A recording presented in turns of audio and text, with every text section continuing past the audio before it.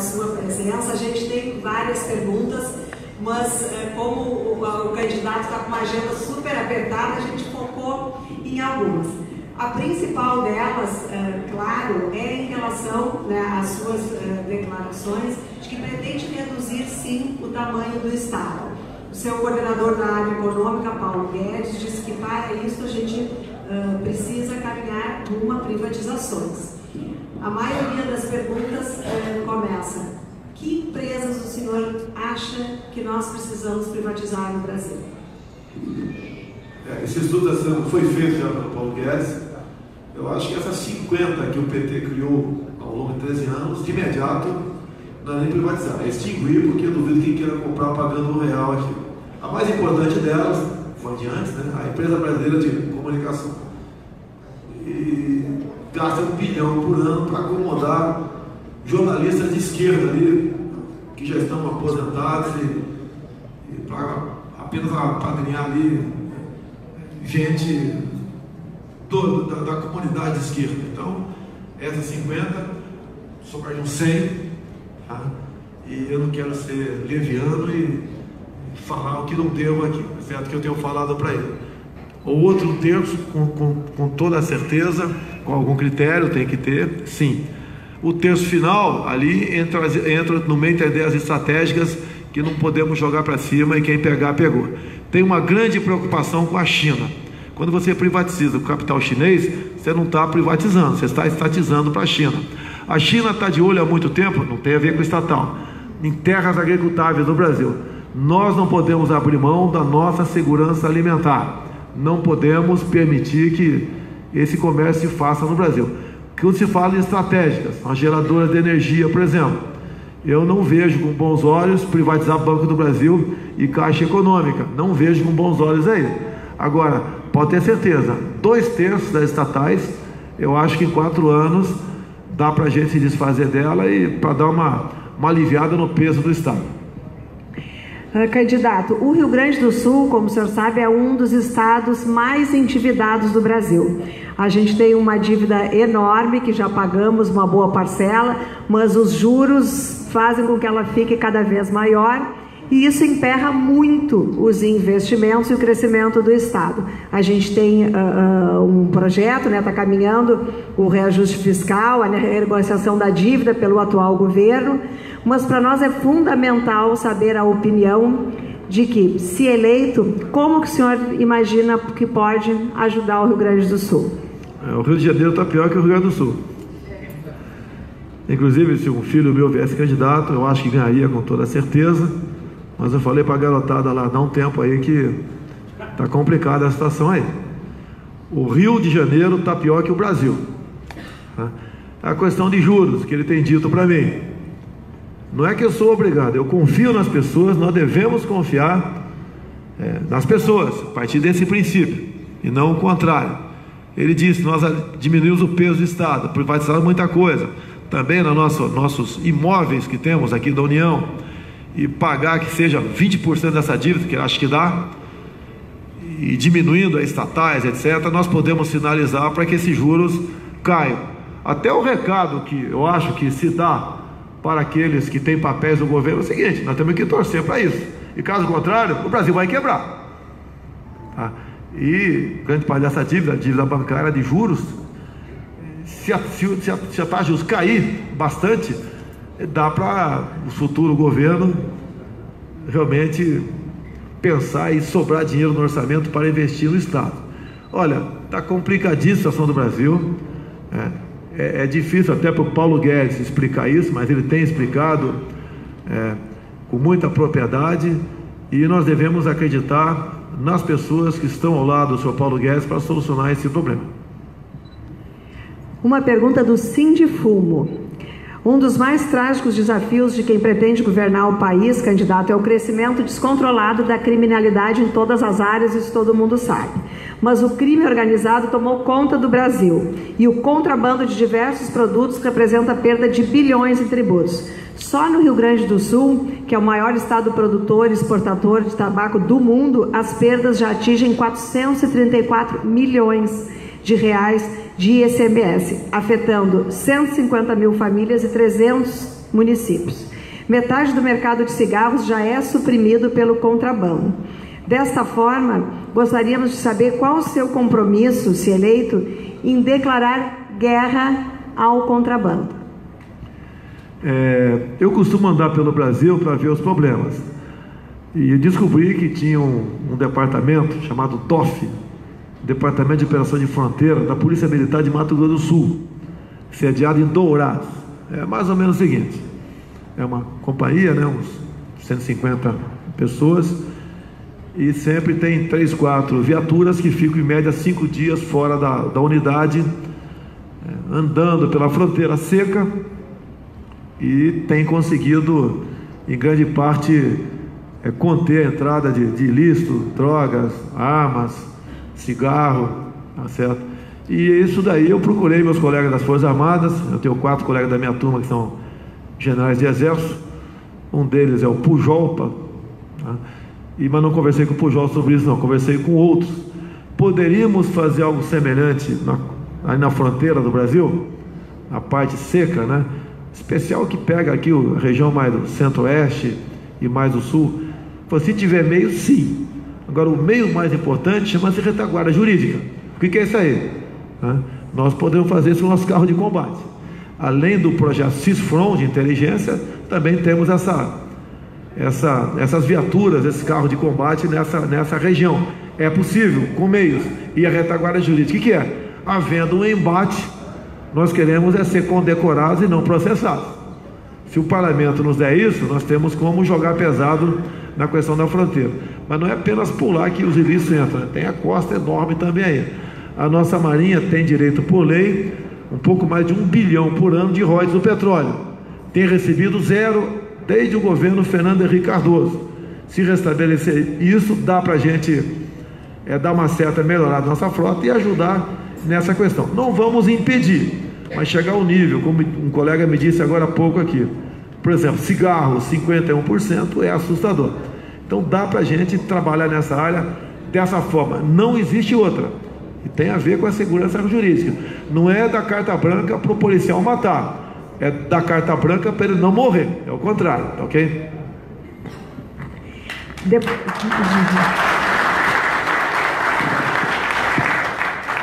Tem algumas pessoas da imprensa apavoradas aí, dado o que eu falei ontem lá no Globo, né? Que violência se combate com energia, com inteligência, e se for o caso, com mais violência ainda. Eles estão apavorados. Se o outro lado, o lado está fora da lei, tem um potencial de fogo, nós temos que ter no mínimo o dobro de potencial de fogo para o lado de cá, tá ok?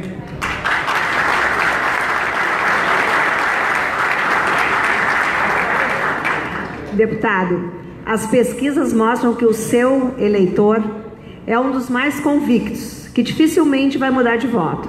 Então o senhor praticamente está garantido no segundo turno. Porém, o senhor também tem, né, alguma rejeição e tem o famoso Centrão, né, que escolheu um outro candidato. O país está muito dividido. A nossa pergunta é: como que o senhor pretende no segundo turno unir eleitores que hoje não são Bolsonaro para garantir que o senhor alcance a presidência da República? Não vou ser o Jairzinho Paz e Amor. Não. Eu não vou chamar todo mundo de bonito depois das eleições e correr de vocês. As cartas estão na mesa. O senhor Fernando Henrique Cardoso reiterou há poucos dias que num possível segundo turno se aliaria ao PT. Ok? A palavra dele é uma pessoa que é ouvida lá dentro do PSDB. O que eu preciso dos senhores é desfazer rótulo. Por que eu não gosto de mulher? Só se eu fosse gay, né?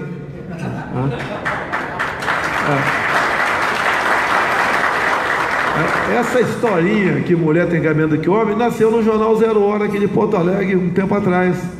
Lamentavelmente a manchete era nesse sentido. Até a matéria embaixo não era dessa forma, mas que ficou foi a manchete do jornal. Tem que explicar o tempo todo. Até ontem, né, pelo que eu sei, a senhora Renata ganha 200 mil por mês e o Boni 800 mil. Então, já que eles me perguntaram, eu poderia começar a resolver aquele assunto. Quem sabe cada um ganha 500 por mês. Okay? Agora, a iniciativa privada não pode ter ingerência do Estado. Seria a mesma coisa que a gente falar que no Internacional ou no Grêmio, todos os jogadores tinham que ganhar o mesmo salário. Então aqueles que se empenham mais, iam deixar de se empenhar. Iríamos ter times no Brasil todo medíocres, que se empenhar para quê? Se o salário é o mesmo. Numa empresa qualquer, não interessa se é homem ou se é mulher, quem produz mais, os senhores pagam mais. Agora isso já está pacificado nessa terrível CLT também. Ele respondeu não? Respondeu. Outra questão que apareceu em várias perguntas é em relação à educação, né? Os nossos índices estão cada vez piores e a gente precisa saber de forma clara o que o próximo presidente da República fará, caso eleito, na área de educação, principalmente em relação ao ensino básico. Olha só, educação. Eu estou com 63 anos, estou vendo algumas pessoas de cabeça branca aqui. A educação no tempo era diferente. Não é um novo plano a partir de agora. Nós temos que desfazer muita coisa. Quando eu tive com o Onix lá na Ásia, nós fomos em escolas, ver como é que é a garotada lá, uma passagem rápida, mas a gente vê o semblante da molecada, vê os meios que eles têm para estudar, tá? O semblante dos professores, apesar de ser todo mundo olhinho puxado, a gente vê que eles estavam felizes, né? E nós temos que buscar isso aqui, restabelecer a autoridade de professor em sala de aula. E o livro que estão em bibliotecas municipais é esse daqui, que não foi possível mostrar ontem lá. Agora, isso daqui, está o MEC agora de novo, a mesma historinha lá atrás, dizendo que eu estou mentindo. Eles, quando o governo, quando encomenda para as editoras uma fortuna em livros, eles exigem uma cortesia, e a cortesia são esses tipos de livros que estão aqui. Então, desculpa o linguajar chulo aqui, a canalice do MEC passa por aí. Eu disse há pouco tempo que temos que entrar lá com lança-chamas e expulsar o Paulo Freire.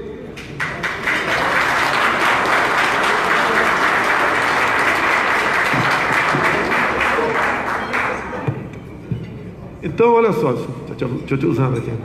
Então, você pode ver, não é isso aqui, não é uma exceção. Quando descobriu o kit gay em 2010, nada contra o homossexual, todos nós temos parentes, alguns parentes, ou pelo menos amigos têm, vai ser feliz, tá? Um dos livros era esse aqui, que não foi possível mostrar ontem, que acredito que ontem nós temos ultrapassado a 10 milhões de pessoas assistindo esse aqui. Tá aqui, ó, já que não tem criança aqui, né? Ontem eu pedi para tirar a criança da sala. Isso aqui não é exceção, é regra.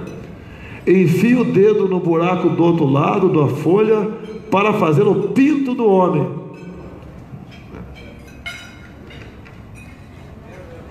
Para os nossos filhos. Depois manda enfiar para o lado de cá e friccionar. E o livro, pelas figuras, é para criança. O tal do combate à homofobia, né? Aqueles documentos que eu descobri em Brasília em 2010, era para criancinha a partir dessa idade. Ensinar sexo homo e hétero para criancinha. É escancarar as portas para pedofilia. O que a gente pode esperar do futuro da nossa garotada estudando nesses livros? Eu até exagerei em algum momento.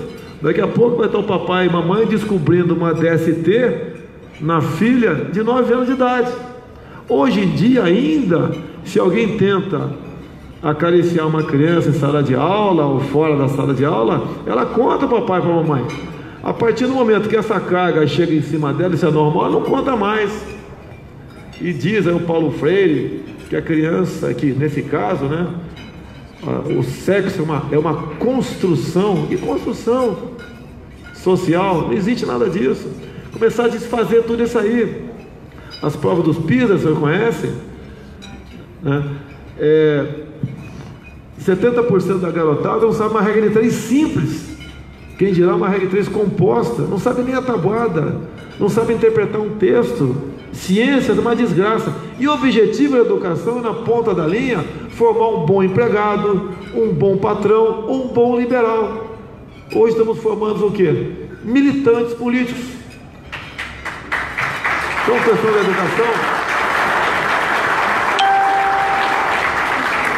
Não é fácil, porque o aparelhamento das instituições se faz presente e no MEC não é diferente. Existe hoje em dia aproximadamente 2.000 escolas do Sem Terrinha, onde se canta a Internacional Socialista, onde se prega que o socialismo é o paraíso, o capitalismo é o inferno. Temos que começar a desfazer tudo isso aí para sonharmos com uma educação melhor, que não vai ser em 4 anos não. A gente vai pelo menos achar o ponto de inflexão para isso daí. Candidato, a imagem do Brasil vem sendo cada vez mais desgastada no exterior. E nós, ao contrário da China, por exemplo, que o senhor citou, temos investido pouco em promoção internacional. A China, só em São Paulo, tem um prédio inteiro com representações comerciais. De que forma o senhor pretende tentar reconstruir uma imagem positiva do Brasil no exterior e atrair, obviamente, mais investidores para o nosso país? Tem que ser pelo exemplo, a começar por isso. E depois investir em ciência e tecnologia.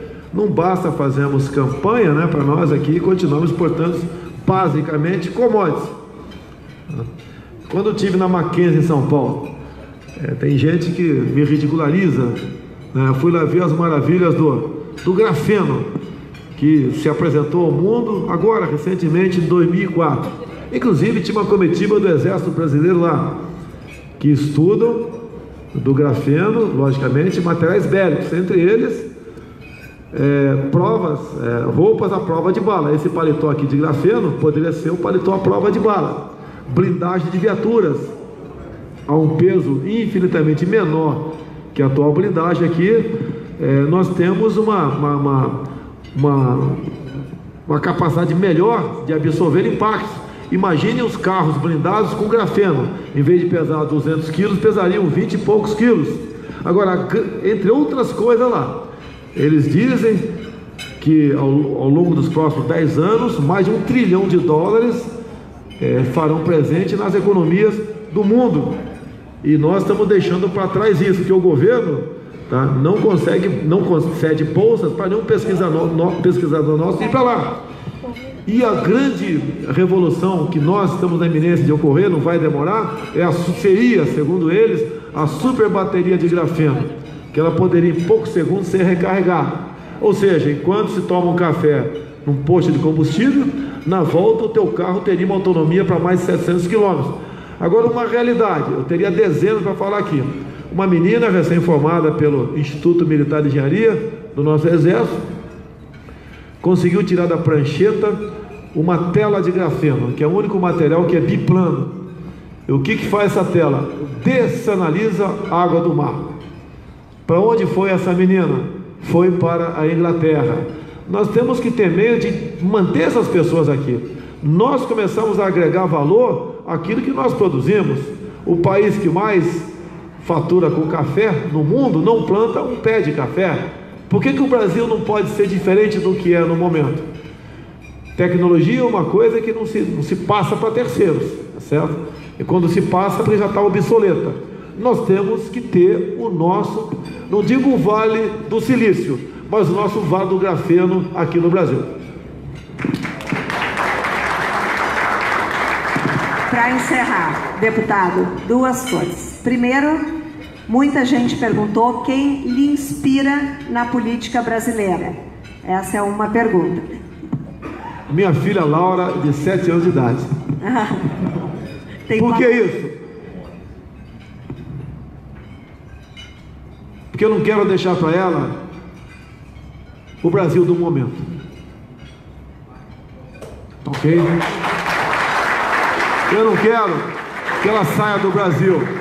Eu não quero que ela sofra violência e seja cobertada por canalhas defensores de direitos humanos. Eu quero que ela tenha liberdade nessa terra maravilhosa que nós temos aqui.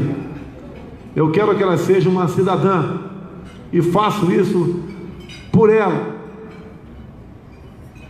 E nós, tenho certeza, quem é pai, quem é mãe, a nossa grande preocupação é com quem nós, com a graça de Deus, botamos no mundo. Vamos pensar nessas crianças de verdade, nossos filhos e netos, que nós faremos um Brasil diferente. Não precisamos de um governo que tenha qualquer plano para impor mais sacrifício, que ninguém aguenta mais sacrifício aqui. Vamos jogar pesado nessas questões, fazer comércio com o mundo todo, sem o viés ideológico, jogar pesado na questão da segurança, para que possamos ter turismo no Brasil, investir em ciência e tecnologia para agregar valor no que nós temos. Vamos unir o povo brasileiro, sem essa frescura pregada pelo PT de gay, hétero, nordestino e sulista, pai e filho.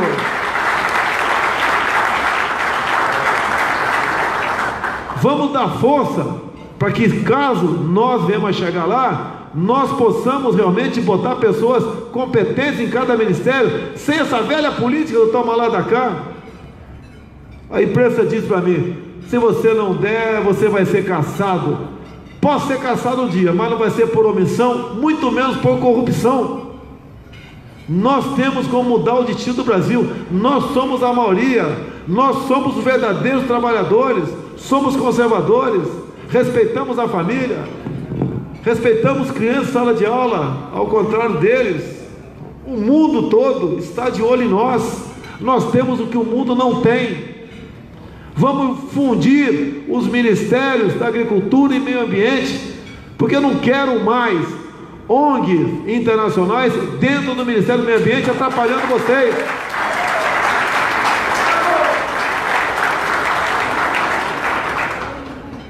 Vamos, se for possível, mudar essa Constituição. Quem sabe uma nova Constituinte, se não tiver meios de trabalhar com essa que está aí. Nós não queremos fazer nada diferente do que está na lei. Nós devemos continuar sendo escravos da lei. Eu quero um Supremo Tribunal Federal independente e honrado, um Supremo que não legisle, que não bote em liberdade canalhas e bandidos como os corruptos da Lava Jato. Eu quero um legislativo onde o parlamentar tem o mesmo tratamento que eu tenho quando viajo para qualquer lugar do Brasil. E eu acredito, tenho certeza nisso, que a maioria dos deputados são decentes, mas são dominados, uma minoria, que não são líderes partidários, são líderes sindicais. Vamos mudar isso, que é possível, e nós temos que acreditar. Não teremos outra oportunidade, não aguentaremos outro ciclo mais dos partidos que nos governaram ao longo dos últimos 20 anos. O Brasil se acaba. Se coloque no lugar do Lula. Se colocou no lugar dele, você aceitaria passivamente ir para a cadeia se não tivesse um plano B? Que plano B é esse? O que 10 mil cubanos fantasiados de médicos estão fazendo no Brasil? Enganando, como se estivesse atendendo o povo, sem qualquer comprovação que são realmente médicos ou não. Porque o Brasil, via projeto de lei do senhor Aloysio Nunes Ferreira, motorista do Marighella, abriu as nossas fronteiras para o mundo todo? Por que essa esculhambação na escola? Por que deixar a criminalidade crescer da forma que cresce? Por que não podemos fazer a coisa certa? Lutar por elas? Nós somos a maioria. Nós podemos fazer um Brasil diferente. Estou aqui porque acredito em vocês, e vocês estão aqui porque acreditam no Brasil. Então vamos embora.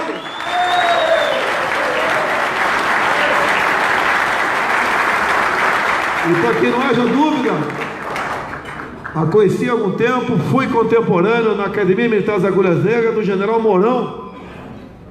Quantos falaram para mim: para ganhar a eleição, bota uma mulher, bota um nordestino, bota um afrodescendente, bota um marciano? Não, tem que botar um cara ao meu lado, tá? Que são competentes, como os outros, mas que tem autoridade, que transmita confiança, alguém que tem um coração verde e amarelo, alguém que possa realmente segurar o tranco do que vai acontecer o ano que vem, caso venhamos chegar, porque nós não governaremos o país sem as forças armadas do nosso lado, pela manutenção da lei e da ordem.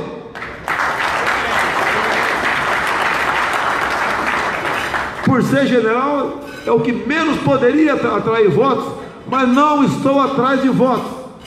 Quero votos, mas eu não posso chegar lá e depois não governar. A ideia é chegar e governar sendo escravo das leis e, se preciso for, empregar as Forças Armadas com retaguarda jurídica para que nós possamos viver em paz e sonharmos com a nossa merecida felicidade. Obrigada. Muito obrigada, deputado, mais uma vez, por o senhor ter aberto a sua agenda para estar nesse momento aqui tão importante, com pessoas tão significativas para o nosso estado.